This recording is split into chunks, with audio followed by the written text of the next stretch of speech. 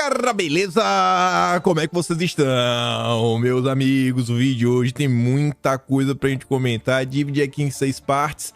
Quero começar trazendo um comparativo entre o desgoverno do Dilma e o governo Bolsonaro. Sei que vai bater uma tristeza, porque tem muita notícia ruim do que vem acontecendo no Brasil atualmente. E teve uma notícia muito positiva, rapaz, que envolve uma indicação de Bolsonaro. Aquelas notícias que você faz questão de esfregar na cara dos isentões.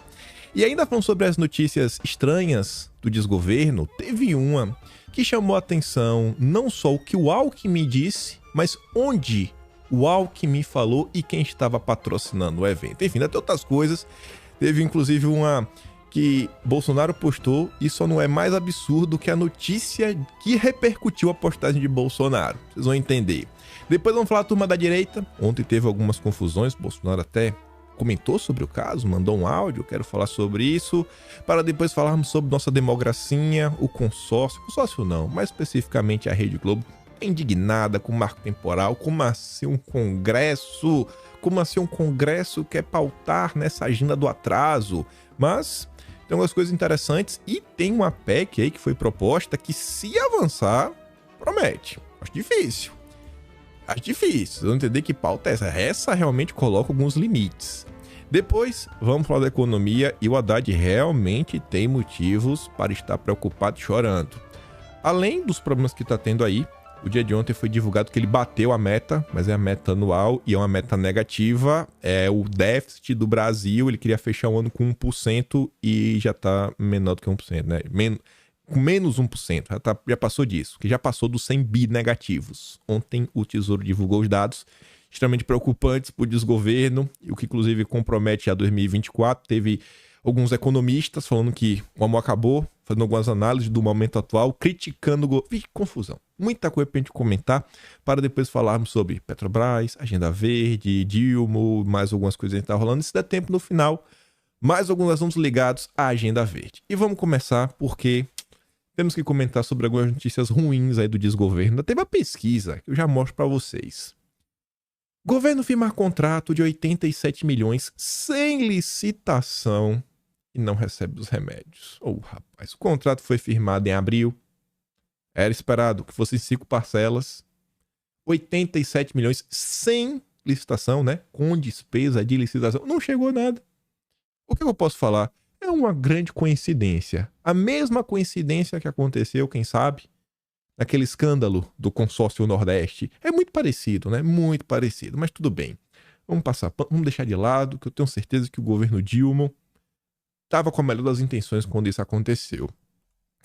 Já falando sobre a questão do Alckmin, que eu falei que além do que o Alckmin disse, me chama a atenção o evento, o patrocinador.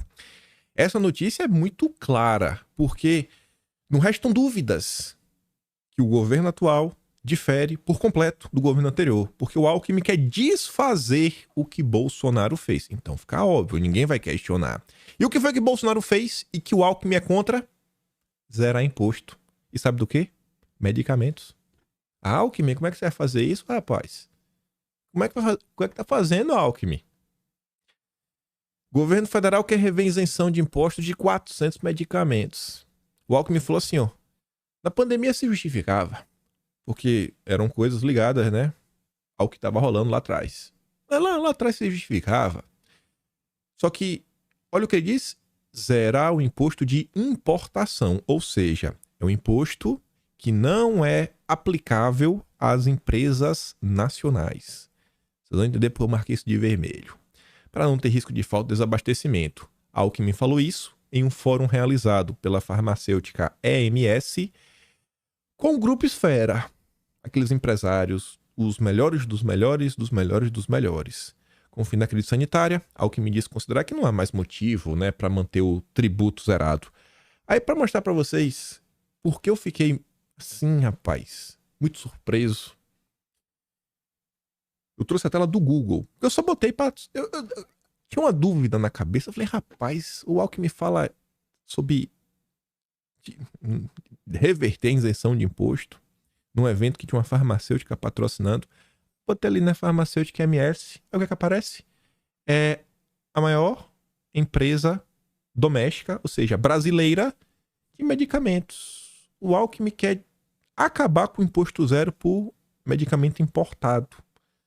Isso não vai impactar a MS, na verdade pode até ajudar, né? Porque a concorrência agora fica melhor. Se o que vem de fora vem com imposto, a MS, quem sabe pode até aumentar um pouquinho o preço dela, porque para comprar de fora é muito mais caro. Coincidência, né, gente? O Alckmin fala uma coisa que pode beneficiar a empresa que estava patrocinando o evento que o Alckmin estava. Como é que chama? Eu não sei como é que chama isso. Na verdade, eu não sei. Eu não sei e graças a Deus eu continuarei sem saber porque a AGU do Lula está aí. Então, tirem as suas conclusões. É o Brasil do amor. Continuando, temos duas notícias muito tristes sobre segurança pública. A primeira é essa. Isso aqui nem a Andréa Sadi defendeu, pra vocês terem ideia. Até a Andréa Sadi, que passa pano pra tudo. Ontem foi lá em seu tweet, daquele jeito dela, é histriônico, em caixa alta, gritando, falando, meu Deus, Lula, o que está acontecendo? Arrastão, os arrastões agora, inclusive artefatos que explodem. 3 pessoas feridas, um estado grave. O que é que está acontecendo em termos de segurança pública? O engraçado é que a narrativa da imprensa lá atrás é assim, não, o Bolsonaro está dando sorte porque o crime está menos violento, porque o crime está se profissionalizando. Mas o que a gente está vendo no Brasil nos dias atuais? Uma escalada da violência, ou seja, o crime agora está se desprofissionalizando. O que é que está acontecendo? Você vê que as narrativas que eles levantavam lá atrás realmente eram narrativas. A imprensa nunca trabalhou com fatos, eles tinham que omitir todo o bom trabalho que o governo Bolsonaro estava fazendo em relação à segurança pública. E aí outra nota, escancara, porque a comparação entre os dois governos, eu fico me perguntando o que é que mudou, mas tá ali, ó. Governo Lula tem queda brusca de apreensão de orégano e outra coisa lá, muito pior. Mas tá ali, teve uma queda brusca. Se teve uma queda é porque caiu em relação a algo. Sim, o último ano do governo Bolsonaro. E a nota aqui faz o comparativo nos 7 primeiros meses. Em 2022, de 1º de janeiro a 1º de agosto, 7 meses completos, foram capturados, no total, de orégano, 960 toneladas pelo governo Bolsonaro, juntando Polícia Federal e PRF. Em 2023, de 980, caiu para 685. E aí, bicho? Eu não consigo entender. E perceba uma coisa. Eu nem tinha prestado atenção nisso. No ano passado, no governo Bolsonaro, a PRF, 680. Esse ano, a PRF, 275. Quase não teve queda. 280, 270, 5 toneladas a menos. Mas quem foi que teve uma queda grande? Foi a PF, ó. Saiu de 680 para 410.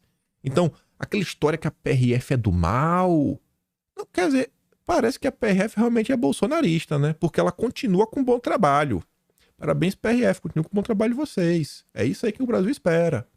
Mas vamos olhar o outro também, né? 2022, negócio lá branco, 105 no total. 2023, caiu para 71, uma queda de 31,4%. Complicado, né? Complicado, né, Dilma?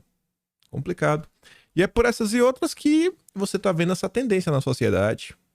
A desaprovação do Lula segue de forma segura subindo. E vai subindo, vai subindo, vai subindo, vai subindo, vai subindo. A aprovação está caindo. Ela só não caiu mais porque ali naquele meio do ano teve reforma tributária, o Brasil vai dar certo. Foi toda aquela máquina de propaganda. Mas os dados estão aí, né? Estamos ainda no 1º ano do desgoverno. O Brasil vai quebrar, isso já é uma certeza. A questão é, e depois? Depois que quebrar, o que a oposição terá a oferecer? E como a oposição vai se mostrar, vai se apresentar para a opinião pública que vai estar ansiosa por alguém que apresente um caminho, um resultado, uma possível salvação. Porque o Dilma não tem jeito. E aí que teve a notícia que eu falei para você. Essa daqui tem que esfregar na cara, gente. Esfregar na cara. Na cara. Na noite de ontem, ele, a lenda, André Mendonça, Mendoncinha, suspendeu a decisão que determinou retirada do show do comediante Léo Lins. E aí? E aí? O Léo Lins cheio de restrição, estavam se falando de censura. O Mendonça falou: você tá livre, Léo Lins? Você tá livre, irmão? E não foi só você tá livre, não. Vamos dar uma olhada na nota do Globo. André Mendonça cassou a decisão da Justiça de São Paulo que determinou a retirada de todas as plataformas digitais de um programa do humorista Léo Lins. Não só isso. Não é só a retirada do conteúdo. Em decisão em maio, além de derrubar o especial, a decisão proibia Léo Lins de realizar em suas apresentações quaisquer comentários, bem como divulgar, transmitir ou distribuir quaisquer arquivos de vídeo, imagem, texto, conteúdo, que incomode a turminha. A decisão também proibia o humorista de se ausentar de sua comarca sem autorização judicial. O Mendonça derrubou tudo. Vapo, vapo, vapo. Mendonça, vapo. Para o ministro, para o grande André Mendonça, a decisão da Justiça de São Paulo optou pela imposição de censura prévia ao Léo Lins.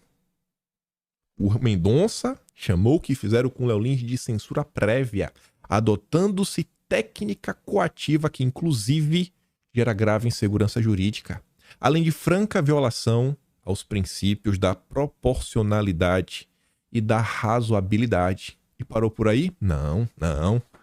Vem com o Mendonça que o Mendonça tá inspirado. Abre aspas. Embora tenham sido apontados exemplos de suposta prática ilícita, né, por parte do Léo Lins, supostamente, mencionando-se indícios de situação de violência, franco de desrespeito à dignidade de grupos, a decisão não ordenou a exclusão de falas específicas mediante a indicação concreta do ilícito em tese praticado. Limitou-se a exagerar comandos genéricos de ampla proibição. Traduzindo, o Mendonça está falando assim, ó, a decisão falava que o Léo Lins fez isso, que o Léo Lins fez aquilo, outro, etc, tudo mais. Mas coisas genéricas. O que é que ele realmente fez? O que é que o Léo Lins realmente falou que é problemático? A decisão não diz. Não, o Léo Lins, ele foi do mal. Tá, mas pra ele ser do mal, ele fez o quê pra ser do mal? Não, ele foi do mal porque ele é malvado. Tá, mas ele fez o quê pra ser malvado e pra ser do mal? Não é porque ele é ruim. Não, irmão. Você tem que especificar, você tem que falar porque ele é ruim, porque ele é mal, porque ele é malvado. Você tem que explicar. E o Mendonça ainda vai além. Esse final aqui é sensacional. Tá na decisão do Mendonça. Abre aspas. O caso dos autos comporta ainda dois importantes registros complementares. O primeiro diz respeito ao ambiente em que as falas supostamente indicativas da prática de ilícito penal foram proferidas. O Mendonça destaca, ó, olha onde estava acontecendo. Teatro. Isso aqui é uma coisa que eu esperava de coração. Queria ter o contato do Carioca. O Carioca é um cara de direita. O Carioca tá afastado da política. Mas o Carioca, ele defendeu o Léo Lins. E o Carioca é um cara que ele sempre fala isso. Sobre o foro do humorista. Que tem um acordo. E que quando tá ali, bicho, entre quatro paredes, tá no teatro. Tem um acordo entre a plateia que tá escutando e o cara que tá fazendo. O Mendonça vai na mesma linha do que o Carioca diz. Tenho certeza que se o Carioca vir essa notícia aí divulgar. Que merece. Ainda mais que o Danilo Gentili gosta do Carioca, né? Aquele descarado do Gentili. E o Mendonça continua. Trata-se, a toda evidência, de um show de humor, conhecido como stand-up comedy, modalidade atualmente bastante difundida no Brasil, na qual imperam, aí o Mendonça destaca, ó, e é exatamente isso que os consumidores desses eventos esperam, ou seja, o Léo Lins estava fazendo algo que os consumidores estavam esperando, o riso, a galhofa, a deformação hiperbólica da realidade, a crítica abusada, debochada, mordaz, polêmica e o Mendonça erra falando, por vezes, ofensiva e frequentemente sem qualquer compromisso com o ideário politicamente correto. Meu Deus, Mendonça! O humor, ele não tem obrigação com o politicamente correto. Aí agora tu me diz, Mendonça não é nota 10. Mas tu vai falar que é tudo igual? É tudo igual? Bolsonaro e Lula são iguais? É? Tem certeza que eles são iguais? Que era a mesma coisa? Lula e Bolsonaro? A narrativa do Nando Moura? Do Chico Linguiça? Do Predador de Kiev, vamos falar assim, né? O engraçado é que na comédia, esse pessoal fala o seguinte: existe a patrulha da lacração. Só que no Brasil, e as pessoas não falam, existe a outra patrulha. A patrulha do Gentili. Que é Gentili, Maurício Meirelles e toda essa turminha beautiful people, muito simpática, a turma do MBL. Porque vê uns comediantes novos, ele tem dois caminhos. Se ele não quiser baixar a cabeça pra lacração, tem que baixar a cabeça pro Gentili, o Meirelles. E, sei lá, são os dois maiores que estão aí. E aí vai pra onde? Maurício Meirelles era outro. O Gentili, a história é longa. Todo mundo conhece. Começa lá com Danilo Gentili, ou com Luciano Ayan. Todo mundo lembra, né? O caso do Pica Sonsa, maio de 2019, todo aquele tititi. Maurício Meirelles, outro exemplo, que ficava lá, ai, Bolsonaro, isso, aquilo, outro, ai, Bolsonaro. Quando, não sei se vocês vão lembrar, quando teve uma época de uma... Até envolve a questão de medicamento, desabastecimento, que estavam se falando, o pessoal para ser entubado, às vezes tá faltando alguma coisa. Aí o Maurício Meirelles foi pro Twitter, postou uma nota, até da CNN, falando que o pai dele, que Bolsonaro ia confiscar, o pai dele acabou de ficar internado e Bolsonaro ia confiscar as coisas. Assim, fake news ridícula. Ridícula. Aí agora a água bateu no pescoço. Quem é que apareceu, hein? No meio do campo? Quem foi que apareceu? Mendonça, né? Será que se essa decisão tivesse caído na mão, não sei, de outro ministro tinha tido o mesmo desfecho? Eu não sei, eu acho que não. Eu acho que não, porque quando você olha os últimos julgamentos, pode reclamar, pode falar o que quiser, não vota contente, mas o voto do Mendonça e do Cássio, eles são diferentes. Tanto que eles incomodam, tanto que tem notícia falando mal deles o tempo inteiro, por parte do consórcio, em especial a Rede Globo. Mas eram iguais, né? Obrigado, Bolsonaro. Deixou um legado. Vai ficar aí, pra quem reclamou do Mendonça, vai ficar 27 anos. Pra quem vai isso aqui, é 27 anos falando que a comédia não tem que baixar a cabeça pro politicamente correto. Agora reclama. Viu? Agora reclama. Bolsonaro e Lula eram iguais, é? Foi bem. E Samuel Fonteles é um jurista. Seguido por muita gente graúda do judiciário. Eu fico vendo aí quem que ele segue, quem seguia ele. Um nome que eu, inclusive, sigo. Não que eu siga, que eu conheço todo mundo, né? Óbvio, eu achei interessante esse perfil. E ele destaca um comentário da Daniela Lima, que ela diz que depois do voto do Cássio, o voto do Cássio incomodou, né?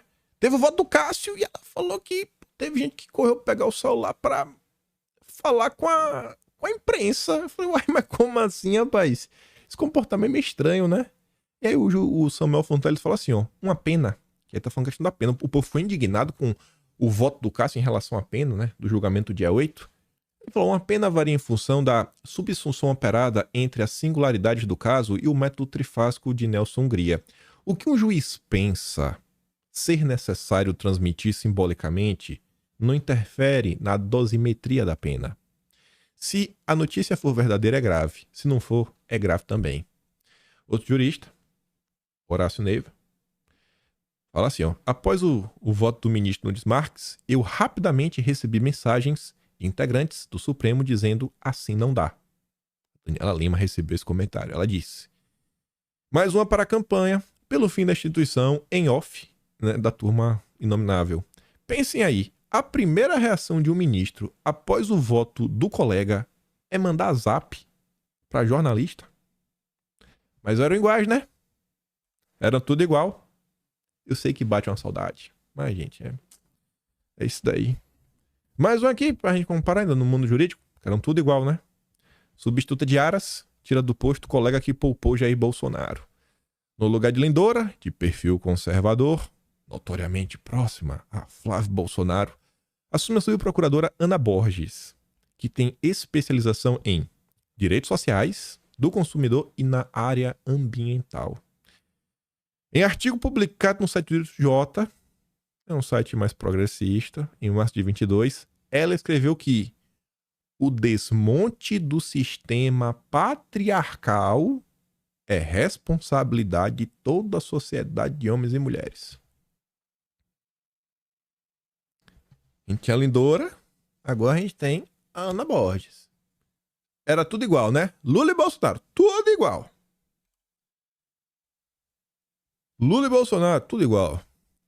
Ministério Público Federal abre inquérito para investigar a participação do Banco do Brasil na escravidão e pede reparação.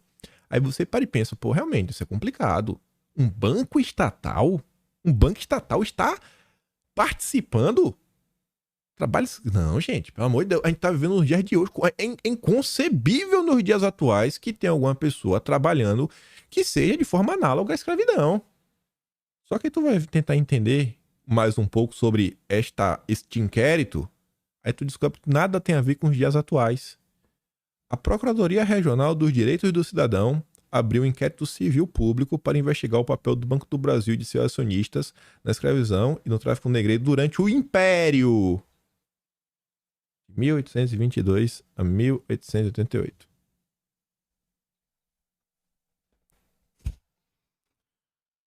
Vamos pagar a dívida histórica, né? Trata-se da primeira investigação deste tipo no Brasil. Os procuradores pretendem buscar mecanismos de justiça que assegurem a eventual reparação necessária aos descendentes em todos os âmbitos. Não que eu não acho que a turma não mereça uma reparação, mas estamos em 2024. Rapaz, eu fico perguntando como é que vai ser isso daí, sabe? Como é que vai ser a defesa, porque será que ainda tem algum acionista vivo daquela época? Será que os descendentes dos acionistas vão ter que reparar? Vai ser isso que vai fazer? Os descendentes de Cabral, de Pedro Álvares Cabral, vão ser os culpados? A gente tá seguindo pra esse caminho, né? É pra você achar que... Vocês acham que as coisas no Brasil não tem limite? Não tem, não. O Brasil não tem limite. O Brasil sempre se supera. Meu Deus. Hoje nós temos uma oportunidade única. Não tivemos condições de instaurar uma CPMI do golpe de 1500. Hoje nós temos uma oportunidade única. Não tivemos condições de instaurar uma CPMI do golpe de 1500. Hoje... O golpe de 1500. Com certeza foi só uma analogia, foi só uma piada, mas tem umas... Assim, o Brasil não tem limite. Pedro Álvares Cabral, golpista? Meu Deus, aí. O Brasil é demais. Pedro Álvares Cabral, o primeiro golpista. Bolsonaro posta falando. Acredite, isso é pessoal, o braço do PT. Tire suas conclusões fazendo um paralelo com o passado recente, com o impeachment de Dilma e agora com 2023. É duro, né, Jair? Aí eu falei, só não é pior do que a notícia que saiu depois. Tinha que ser no Globo, né? O pessoal defende deputada após Bolsonaro ignorar metáfora sobre o golpe de 1500. Mais cedo, a deputada também se manifestou em suas redes sociais. Célia chamou Bolsonaro de chefe da quadrilha dos Cabrais do século XXI. E o que eu fico de cara é assim, é como se Cabral fosse um xingamento. É como se Cabral fosse um xingamento. O Brasil só existe, assim, ó, a nossa existência, tudo de bom, tudo de ruim, é por causa de homens que se aventuraram, homens e mulheres se aventuraram em águas sem GPS, sem eletricidade, sem celular, sabe, sem geladeira. Gente, é uma viagem com certeza muito dura, muito sofrida, independente se tu é o rei, tu já pensou? Tu pega a tua mulher e fala, irmão, a gente vai subir nesse barquinho aí, teco-teco de madeira, vai passar uns 3 meses. Gente, 3 meses demora. Mas 3 meses no barco de madeira, sem televisão, sem internet, sem streaming. Sem meus vídeos diários pra passar o tempo. Pelo menos é 1 hora, né? Que você passa aqui comigo. Mas não. No Brasil não existe uma pessoa boa. Só Padre Júlio Lancelotti. Né? Que a esquerda venera. É a única pessoa boa desse país. E Paulo Freire. Pronto. Tirando Paulo Freire, Padre Júlio Lancelotti, só tem criminoso, bicho. Só tem vilão. Como é que um país desse vai dar certo? Todos os símbolos nacionais a esquerda tem que destruir. A deputada ainda disse que eles se mostram completamente alheios à história e, como gostam das fake news, não entenderam ainda que a primeira delas foi o descobrimento do Brasil. É uma fake news. Tá bom. A capacidade cognitiva dos que defendem um projeto programa de ecocídio. Olha o terminho descarado, esse terminho descarado, que é a turma do PSOL apresentou um projeto. Até relembrei recentemente porque nesse projeto do PSOL, eles querem que, inclusive, o TPI, né, o Tribunal de Haia, aquele que o Lula fingiu querer sair, eles querem que o tribunal tenha jurisdição sobre esse tipo de crime. Olha como são as coisas, né? É o Brasil. O Brasil não tem limites. Mas era tudo igual, né? Bolsonaro e Lula? Tudo igual. E vamos continuar falando um pouco mais sobre a direita. E mais algumas coisas até. Ontem eu vi esse texto. Eu acharia que é mais do mesmo se eu não tivesse visto outras coisas. Mas eu tenho memória boa. Eu falei, ih, rapaz, eu sabia até quem tinha feito a postagem. Mas enfim, ontem de noite, Pedro Doria publicou seu artiguinho no Estadão. Também publicou o mesmo artigo no Globo. Brasil Paralelo domina cidades médias do país e choca o ovo da serpente todos os dias. A arrogância dessa gente é gigantesca, fica claro ao longo do texto, porque ele fala que no streaming da Brasil Paralelo, há principalmente documentários sobre a história do Brasil e sobre temas relevantes do momento. O ponto de vista é também muito claro, estão à direita, muito à direita, seu ponto de vista é olavista, reacionário. Quem vive nessa cidade não tem muito é acesso à cultura. Menos população, menos espaço para uma indústria cultural típica dos grandes centros. Cultura só no grande centro, né? O que está no interior não é cultura. Mas justamente por isso a sede por cultura é grande. Por isso contratam palestras ao longo de todo o ano, se mobilizam para trazer shows de música dos artistas que gostam. E por isso tanta gente assiste ao Brasil Paralelo. O brasileiro tem pouco acesso à educação e não conhece a sua história. Né? Cabral é fake news, primeiro invasor, né? Tá bom. Quem conta história apresenta uma ideia de Brasil, uma tese sobre o que o país fez bem e sobre o que fez mal. Aos olhos da esquerda, todo mundo fez mal, menos Júlio Lancelotti e Paulo Freire. Sobre que problemas precisam ser resolvidos e quais não. E neste Brasil, que mais cresce, o Brasil Paralelo está contando sua versão de país sozinho, livre de concorrentes, em massa. Ensina de forma que entretém, ensina com convicção e já é referência aceita com carimbo de qualidade e choca todos os dias o ovo da serpente, ou seja, o ovo do mal que vai explodir lá na frente e vai comer todo mundo. Isso aqui podia ser uma crítica ao Brasil Paralelo. Não é. Isso aqui é uma crítica à direita como um todo. Isso chamou minha atenção por causa disso daqui, ó. Dias atrás, eu tava passando no Twitter e eu vi esse tweet da Sarita. Foi dia 25. E eu fiquei com isso na cabeça. Veio o Noblar, do nada. Aí depois o Pedro Doria. Tudo coincidência. Os amigos mais burrões que eu tenho, aqueles que se tem medo de professor, doutrinador, aqueles que achavam que a esquerda ia fechar a igreja, babá, esses idiotas, eles têm em comum a mesma fonte de idiotização, a máquina de fake news Brasil Paralelo. Vocês realmente acham, pessoal, que o Guga Noblar tem algum amigo? Ele não tem amigos. E se ele tivesse amigos, a turma é de esquerda, né? Tu acha que é alguém que assiste Brasil Paralelo, alguém que é eleitor de Bolsonaro, um olavista, é amigo do Guga Noblar?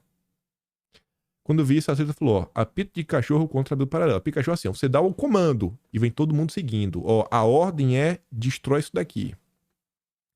Aí eu vi esse texto e falei, suspeito, muito suspeito. Vai continuando. No dia de ontem, mais uma vez, o Valdemar mostra que ele está... Quem é que tá liderando o Campeonato Brasileiro? Não sei, né? Eu ouvi falar que o Vasco tava bem, não sei, disse que parece que depois o Cabo Daciolo voltou. Deixa eu ver quem tá liderando aqui, pra não falar besteira. Deixa eu ver aqui. Líder, Campeonato Brasileiro. Deixa eu ver, tabela Brasileirão. Em primeiro lugar, o Botafogo? Não é possível, véio. O que é que tá acontecendo com esse Brasil, viu? Aqui, artilharia. Aqui tá, Botafogo tá em primeiro lugar, pô. 24 jogos, 16 vitórias, 3 empates. Tá tudo errado nesse país. Tudo errado nesse país. Eu nem tenho futebol, mas sei que o Botafogo tá com algum problema. Piadas à parte, o Valdemar tá melhor que o Botafogo. Porque o Valdemar nunca perdeu. Todas as entrevistas que ele dá, ele faz questão de dar uma cutucadinha, de dar uma alfinetadinha, de desgastar a imagem da direita. Todas. sem exceção. Aí depois ele veio com aquele papel, não, me atrapalhei, não distorceram o que eu falei. Balela. Balela, não compro, ainda mais por ouvir muita coisa. Não compro. Ele e a sua dupla dinâmica, o seu Robin, o Duda Lima, 2 descarados. Não mudarei minha opinião. Mas enfim, foi ficar de papinho com a CNN. Aqui não tem deturpação do que ele disse. Valdemar disse que PL deve votar a favor de eventual nomeação de Dino à corte. Mas Flávio Bolsonaro reage, não passaria. O que Valdemar realmente disse que foi publicado pela CNN. Se for um cidadão preparado, o que é o caso, devemos votar a favor. Disse Valdemar CNN respondendo sobre a possibilidade da nomeação do Dino. Se for um cidadão preparado, se for o que é o caso, devemos votar a favor. Aí depois o Valdemar veio com o papel, não, eu só tava falando na verdade que é prerrogativa do presidente da república. É o tempo todo, bicho, é o tempo todo. Uma fala dessa, o que o Valdemar quer falando? Tá deslumbrado, fica o tempo todo aí de tititi com a Sadi. Valdemar, fala aí quem foi lá no PL esses dias. Esse dia que eu digo nos últimos 4 dias. Conta aí com quem você estava conversando. Conta, Valdemar. Conta. Não é difícil de achar, não. Quem quiser achar é só botar, né? Se botar assim, disse a coluna, botar Valdemar, vai aparecer alguma coluna. A pessoa foi lá. Que descaração esse Valdemar, viu? Mas tá ali. Bolsonaro rebateu. Ele deve votar a favor. Se for um cidadão preparado, que é o caso, devemos votar a favor. Flávio Bolsonaro disse, minha posição pessoal é que jamais votaria a favor de uma pessoa arrogante, prepotente, que defende hipóteses absurdas.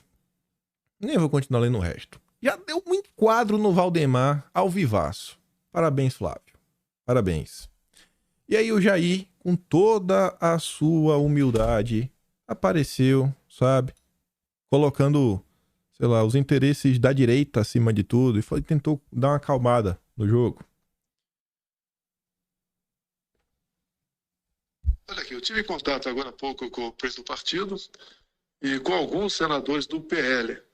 O Valdemar falou que disse que a indicação é do presidente da República, e é isso mesmo. Agora, a aprovação é outra história.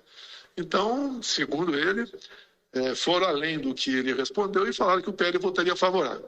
Dos senadores que eu obtive resposta, né, de jeito nenhum votaria em Flávio Dino numa possível sabatina no Senado. Não só pelo seu passado lá de trás, né, fazendo aqui um pleonasmo, né, e bem como pelo presente à frente do Ministério da Justiça, que ele nada mais faz do que perseguir opositores políticos, sabotar as investigações do 8 de janeiro e outras coisas mais. Tá? Então, o PL jamais, no meu entender, deve ser unanimidade, votaria favorável na sabatina a Flávio Dino, caso ele fosse indicado para ser integrante do Supremo Tribunal Federal. Esse é o desgaste que Valdemar causa para a direita. É Bolsonaro, um espírito, né, de grupo, o que Valdemar não tem. Ele falou que é prerrogativa do presidente. Aí foi uma desculpa esfarrapada que o Valdemar deu, descarado. Aí tem aí todo o desgaste que gera, aí tem que Bolsonaro vir para falar, porque fica parecendo que tá chancelando. Não, vai apoiar, etc, tudo mais. O Valdemar, e assim, gente, se for não é toda entrevista. Uma recente que Valdemar deu pra Band News, você vai escutar, a Rádio Bandeirante, na verdade. O cara vai pra entrevista, escutem com seus ouvidos. Tem uma senhora que faz uma pergunta pro Valdemar, o Valdemar foge da pergunta. Depois ela volta, faz outra pergunta, ele foge de novo. E são perguntas relacionadas à Prefeitura de São Paulo, por exemplo. Fala também sobre como o Valdemar enxerga a direita. Ele foge da resposta. E o Valdemar, em uma delas, inclusive, começa uma defesa maluca do Ricardo Nunes. O cara tá completamente perdido. Mas entendo o jogo também, né? Precisa de um partido. Vai fazer o que agora? Vamos brigar. Vai fazer um PSL de novo? Não vai. Dá pra entender, mas não vou deixar de jogar pedra no Valdemar, porque não dá. O Valdemar todo santo dia apronta outra. Aqui envolve as nomeações, mas já saindo aqui um pouco do caso, pra gente falar de outros assuntos, falar do marco temporal. Essa nota aqui é muito engraçada. E não a nota aleatória, né? Porque vejam só, olha a manchete da Folha. Diálogos mostram parceria entre Deltan e Bruno Dantas no auge da Lava Jato. Bruno Dantas, cotado para assumir, né, ser indicado para o Supremo. Às vésperas da indicação, ele é pintado como parceiro do Dallagnol. É para deixar o Lula maluco, né? O Felipe Barros comenta o seguinte, e eu acho que ele até dispensa qualquer comentário extra. As mensagens da Vaza Jato estão em posse da Polícia Federal. A Polícia Federal está sob controle de Dino. Dino é candidato ao Supremo, assim como o ministro Bruno Dantas. Estaria Dino vazando mensagens sigilosas para tentar inviabilizar uma possível indicação de Dantas? Questionamento, né? E a gente fica com esse questionamento pra gente avançar, que tem muito mais coisa. E vejam só.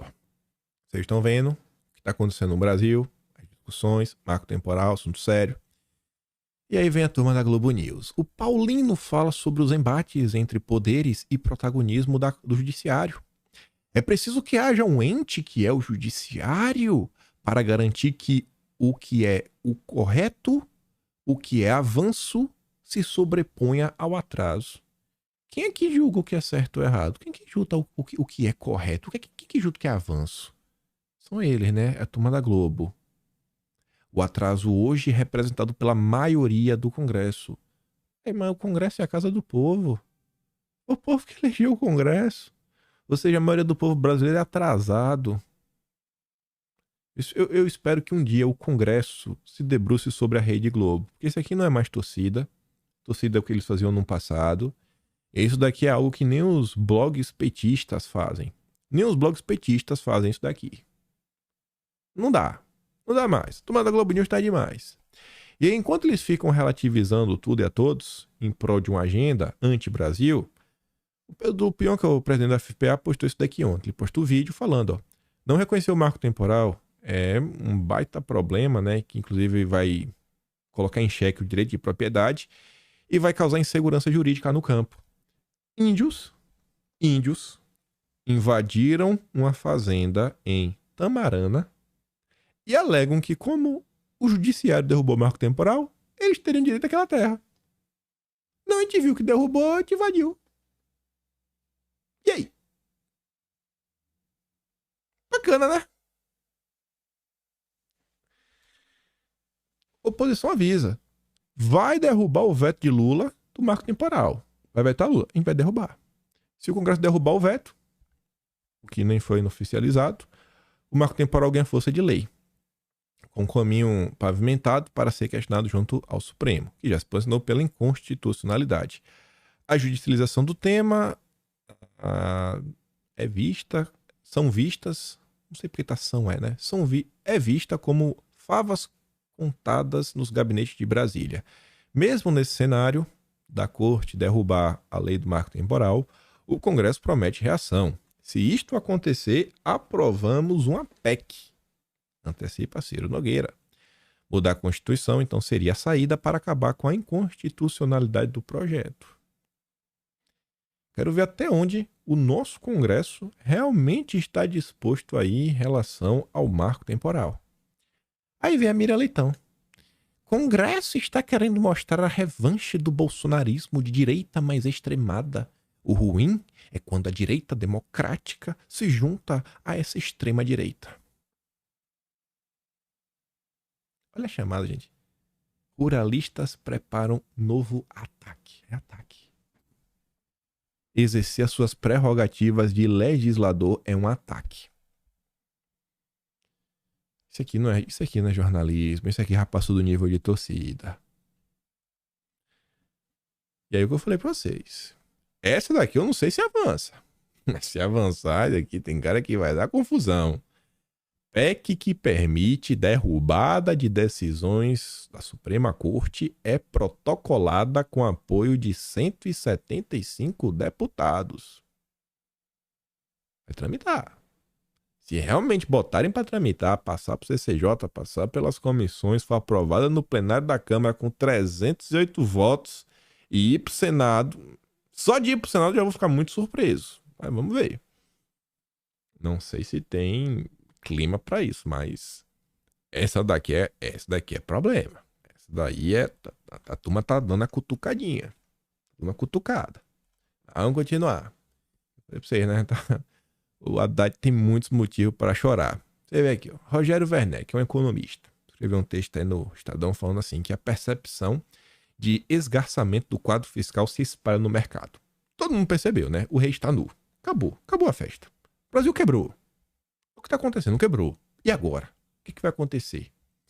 Aí ele fala assim, ó, já há material de sobra para começar a escrever o que promete ser uma longa crônica do preocupante esgarçamento do quadro fiscal que vem tendo lugar no país. A história remonta ao fim de março, quando o governo delineou sua proposta de um novo arcabouço fiscal. A promessa do Haddad e do Lula era um déficit para esse ano de 0,5%. A gente já passou de 1%. Já mais do que dobrou a meta. E em 2024, zerar. E aí, em 25 e 26 tem um superávit de 0,5% e em 26 de 1%. No frigir dos ovos, uma promessa pífia de um superávit primado acumulado de não mais de 1% do PIB ao longo de todo o mandato presidencial. Se o que o Lula prometeu com o Haddad fosse ser cumprido, assim, 0,5% esse ano, de déficit, 0 no que vem, aí 0,5% de superávit em 2025, então menos 0,5 mais 0,5, fica tudo zerado. E aí você tem um primeiro superávit de 1%, é o seu saldo de 4 anos, em 2026. Essa era a promessa. Mas esse ano já descumpriu e ano que vem a certeza que também vai descumprir. Aí tá ali, ó. Passado não mais que 6 meses, o que hoje se constata é que mesmo essa promessa tão pífia parece cada dia menos crível. O que se espera é que todas as metas prometidas sejam largamente descumpridas. Não é assim um pouquinho, não, é largamente. E que ao longo do atual mandato presidencial, ao invés de ter um superávit de 1%, vai ter um déficit ao longo de 4 anos de 2,7%, que eu acho que vai ser mais do que isso. O que explica a tamanha deterioração das expectativas sobre a condução da política fiscal. Por que tá ruim assim? Em primeiro lugar, a constatação de que no afã de se livrar a qualquer custo do teto de gastos, sem qualquer preocupação com modulação, e de fazer amplo uso da licença para gastar, da PEC do rombo, o governo se permitiu desencadear um juggernaut da expansão do dispêndio primário recorrente, cujos efeitos avassaladores só agora começa a perceber. Só agora, né? Quem poderia imaginar? Em segundo lugar, a descrença na capacidade do governo de extrair do Congresso a colossal elevação de carga tributária de que agora alega precisar. Por quê? Porque para fechar a conta, o governo falou que tem que aumentar a receita é aumentar imposto. O dinheiro que vem, mano, dinheiro.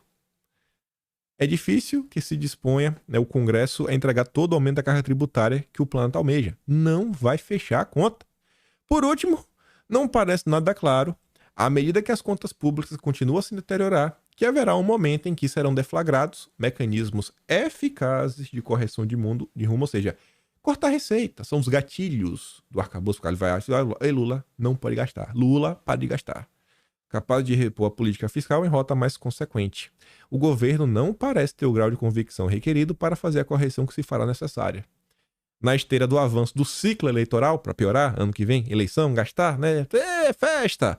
A ala política do governo, leia-se, presidente Lula, estará pronta para continuar apostando que, enquanto houver só esgarçamento e não ruptura, sempre será possível esticar um pouquinho mais a corda da irresponsabilidade fiscal.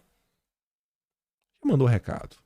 Aí, sob Lula, contas públicas têm o pior resultado para um primeiro ano de mandato. Mais um recorde quebrado pelo Lula, um recorde negativo. Nunca na história deste país estivemos tão mal. As contas do governo central tiveram um rombo de 104,6 bilhões. A meta para esse ano era de 100, o rombo de 100. A gente já passou do rombo, 4,6 bilhões. É porque bilhão agora não faz nenhuma diferença, né? Eu vi uma analogia esses dias sobre milhão e bilhão, para você conseguir entender. Se cada segundo você vai somar, você precisa de 6 dias para você contar até 1 milhão. Se você contar um por segundo, em segundos, né? Se você pega segundos, dá 6 dias. Sabe quanto tempo se passa para você ter 1 bilhão? 32 anos. Aí você entende a ordem de grandeza. 6 dias, 32 anos. Eu sei que é capaz de ter algum de vocês que nem 32 anos tem. Eu acabei de fazer meu primeiro bilhão. Meu bilhão agora, viu? Esse ratão aí, a gente já tá com uns 3 bilhão. 3 não, 2,5. Brincadeira. O déficit indica que o governo gastou mais do que arrecadou no período. É mesmo? Quem poderia imaginar, né? Haddad, humilhado pela Câmara, tem nas mãos de Lira seus planos para a economia. O Haddad quer passar um monte de negócio aí para aumentar imposto, aumentar, tem que arrecadar, porque a conta, o Brasil quebrou. Mais algumas voltas, né? Haddad e Lira se desentenderam, ao mesmo tempo que o governo que o mercado começa a não morrer de amores pelo Haddad. O mercado já abandonou Haddad. A desconfiança do mercado vem mesmo depois da Câmara ter aprovado o novo arcabouço fiscal. Por quê? Porque a conta não fecha, todo mundo vendo, tudo deteriorando. Depois do entrevero, Haddad depende agora do próprio Lira para salvar seus planos para a economia, principalmente a sua meta zero, que não vai fechar. Aí o Danilo Forte, que é o relator da LDO, agora em 2024, ele falou que tem dó do Haddad, né? Tem dó do Haddad que é quase impossível zerar no ano que vem. É impossível. Como pontuou Forte nessa empreitada, Haddad não tem apoio garantido nem do governo, porque a turma não quer. Ano que vem é de eleição, como assim? Cortar despesa ano que vem? Tá maluco, Haddad? A eleição tem que gastar. Ninguém. Não vai ser no... Se os governistas, né? Se o governo, o Planalto, não tá querendo seguir o plano do Haddad, não vai ser o Congresso, né, que vai fazer isso. Na eleição ano que vem, Haddad. A vontade de deputados e senadores de ter uma meta mais frouxa tem razão de ser. Quanto mais apertada, menos espaço para liberar emenda. E ano que vem é eleição. A turma quer emenda. Só que de nada adianta o governo ter em tese que executar mais emendas ano que vem. Por outro lado, precisa congelar a liberação das verbas para entregar a meta de déficit zero. Nesse cenário, mesmo as emendas obrigatórias poderiam ser congeladas e os parlamentares continuariam a ver navios. Em ano de eleição municipal, não conseguiriam colocar a placa nas obras, nos seus redutos eleitorais e impulsionar as candidaturas de seus apadrinhados às prefeituras. Tendências de queda nos preços dos alimentos deve ser revertida nos próximos meses. A comida vai subir de preço. A comida vai subir de preço. Lula, faça alguma coisa, Lula. Zema tá aí, ó. Tentando salvar o povo, só que não. O projeto de Zema, que aumenta impostos em Minas, é aprovado por margem apertada.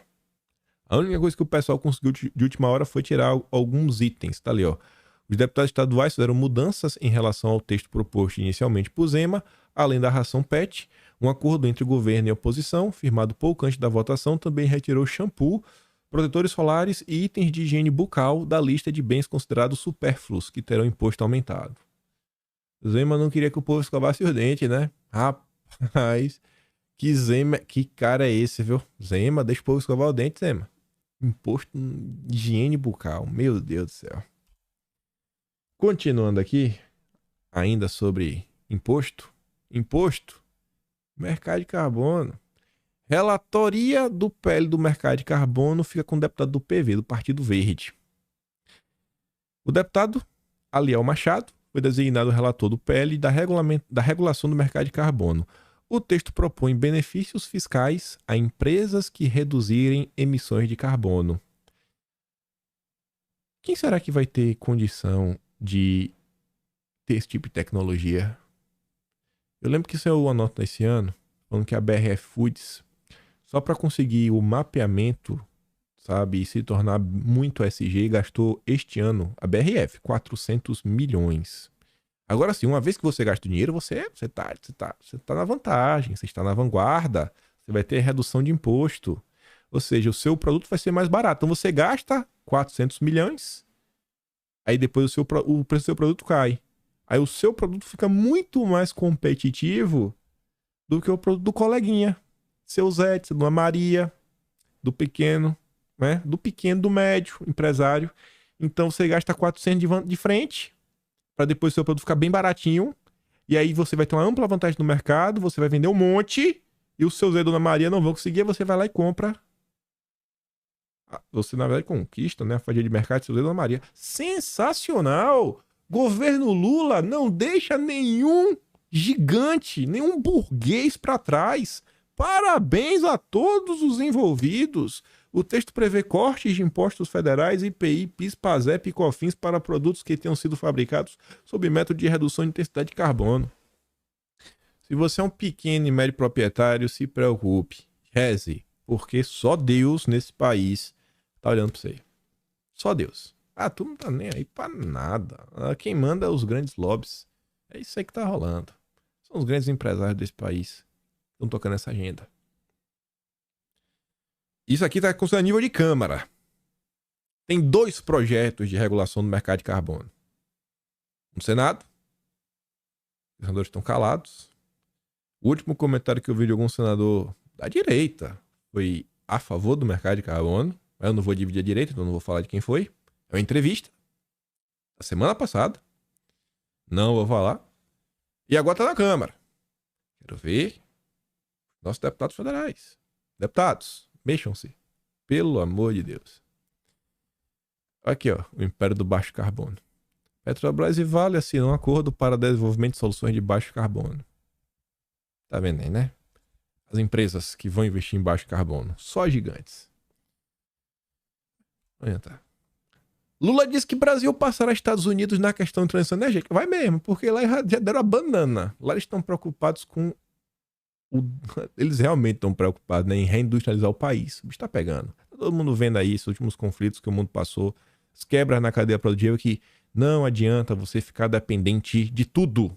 Você tem que ter o básico do básico do básico, pelo menos, dentro do seu país.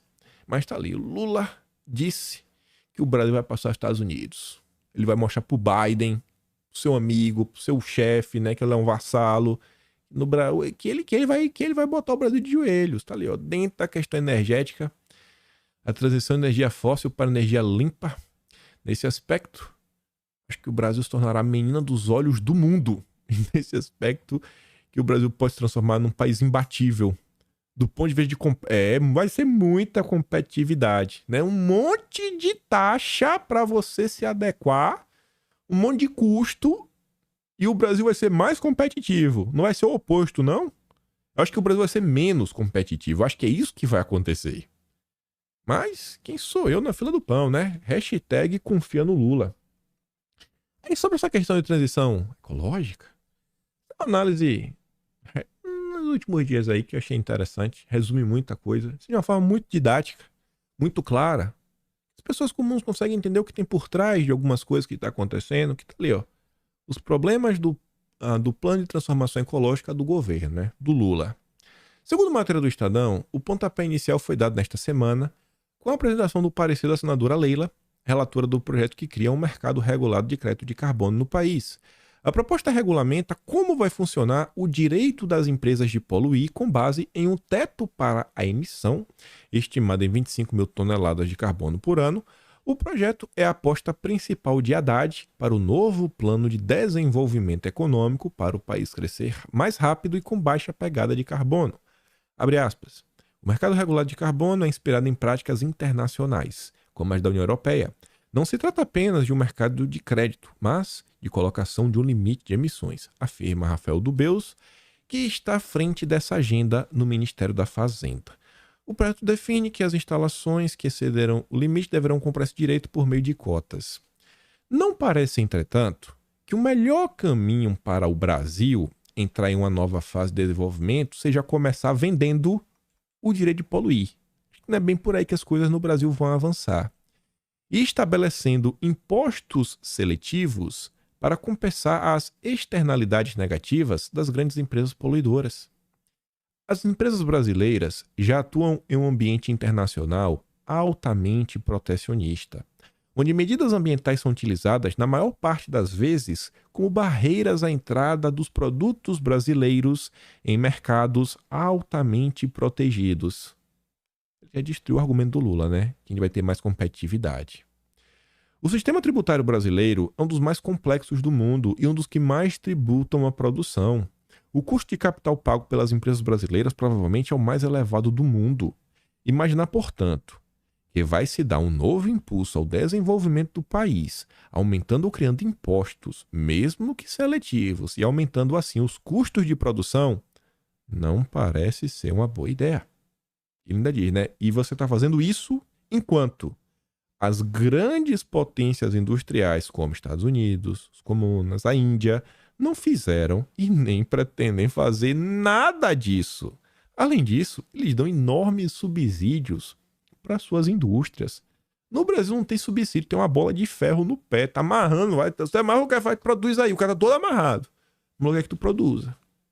Não resta dúvida de que o Brasil tem condições privilegiadas nessa corrida para a transição energética que o mundo passou a exigir, né? Seja pelas nossa matriz energética, etc e tudo mais. Só que, disso daí, para colocar a agenda ambiental no centro de um novo plano de desenvolvimento para o Brasil, tem uma distância enorme. Mesmo porque não se pode negar, como comprova a experiência histórica dos países desenvolvidos e mais recentemente pelos comunas, que o chamado progresso, que é o que supostamente se busca com o plano de desenvolvimento, é um processo bastante contraditório e exige o tempo que a sociedade faça escolhas que embutem riscos, como está agora evidente no caso da exploração de petróleo na margem equatorial, que o Lula não deixa. O Lula e a Marina não deixam. Colocar, portanto, a questão ambiental no centro de uma agenda de desenvolvimento, como propõe o Plano de Transformação Ecológica, é tentar iniciar uma corrida amarrando de saída um peso nos próprios pés, mesmo porque a legislação brasileira já impõe um sem número de exigências ambientais para qualquer novo investimento que não se vê em outros locais do mundo. Brasil e Paraguai são, por exemplo, os dois únicos países do mundo que impõem necessidade de reserva legal com percentual de área delimitada em propriedades privadas, que em nosso caso é 80% em área de florestas, 35% de cerrado e 20% em áreas de campo no geral. São as regras, o que você pode explorar de sua propriedade privada. São regras e mais regras, regras e mais regras. E o governo está nessa insistência, sabe, insana em torno desta agenda verde. Gente, o que vai ser do Brasil? O que vai ser do Brasil? O que é que passa na cabeça dessa galera? Assim, é inacreditável. Isso não quer dizer que a questão ambiental deve ser ignorada em um futuro plano de desenvolvimento, mas, nem que se deva desconsiderar as oportunidades que a chamada transição energética pode abrir para o país nas décadas vindouras. Não se pode desconhecer, entretanto, que nenhum país hoje desenvolvido, nem os comunas, que está em rápido processo de desenvolvimento, subordinaram no passado ou subordinam hoje sua agenda de desenvolvimento à questão ambiental, por mais importante que possa ser. Diante das restrições ao fornecimento de petróleo decorrentes do conflito na Europa, tanto os Estados Unidos quanto os comunas recorreram imediatamente ao aumento da geração de energia com base na queima de carvão, muito mais poluente para não travar suas economias, e já avisaram que o pico de utilização de combustíveis fósseis só vai ocorrer em algumas décadas, ou seja, não só vão continuar jogando carbono na atmosfera, como ainda vão aumentar o despejo. Vai aumentar o uso de petróleo e de outros combustíveis fósseis. E quem vem na mesma linha dessa análise é um editorial do Estadão. A dependência do petróleo.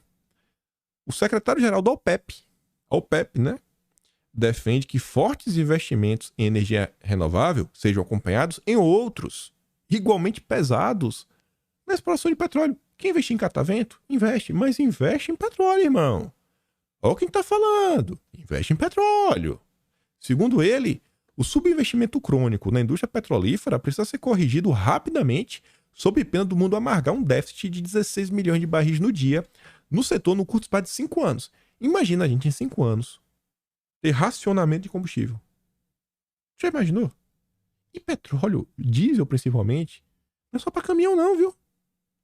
Essas mineradoras todas que produzem muito minério, né? Óbvio que tá no nosso telefone, computadores, em tudo que a gente consome, né? Então, um pedaço de algo assim sólido. Essas mineradoras utilizam diesel em termos assim absurdos. O diesel, ele move o mundo. Os motores a diesel ainda movem o mundo. Não dá para substituir tudo por lítio, pelo amor de Deus, energia elétrica. Imagina ter um racionamento, o mundo travar por falta de energia. Você não poder se desenvolver porque não tem energia. Uma coisa é certa, os países que têm energia, eles vão garantir o deles. E o preço das commodities vai subir, porque vai entrar em escassez. O aumento da demanda com a oferta lá embaixo é aumento de preços. E o Brasil? O Brasil, o Lula tá sabotando a Petrobras. Em que pese o fato da OPEP, né, que virar o Brasil, o caso da OPEP virar um Brasil em outubro, ser um dos grandes produtores, há que considerar os argumentos que ele apresenta.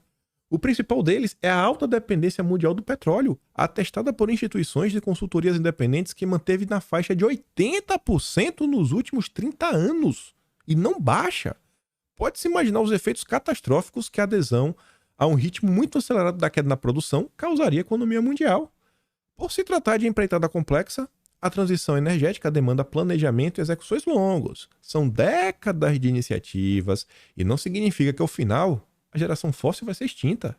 Mesmo porque, como enfatiza o secretário-geral da OPEP, nenhuma modalidade de geração tem sozinha a de responder ao crescimento da demanda mundial por energia. É tudo. Energia, irmão, tá precisando para tudo. Renunciar a qualquer modelo de produção é contratar uma crise energética futura.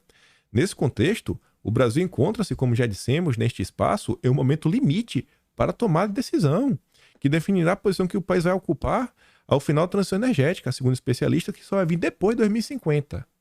E o Lula tá falando que a gente vai ser, meu Deus, a periferia do mundo, né? Vai ficar para trás. E fala assim, ó, integrante da categoria dos países em desenvolvimento tem a vantagem de abrigar volumosos reservatórios de petróleo em áreas marinhas ultraprofundas e detém a expertise necessária para explorá-las ao menor custo. O Brasil tem reservas e tem a margem equatorial. Elevada dependência da importação de petróleo e derivados, em razão de uma política equivocada de impedir a exploração de novas fronteiras como a margem equatorial, vai custar muito caro ao Brasil. As vias para mitigar os efeitos do clima não se resumem à busca de novas alternativas de geração. De acordo com o dado da OPEP, a procura global por energia vai aumentar 23% até 2045. A era do petróleo ainda está longe do fim, com estimativas de recorde de demanda neste ano e no próximo.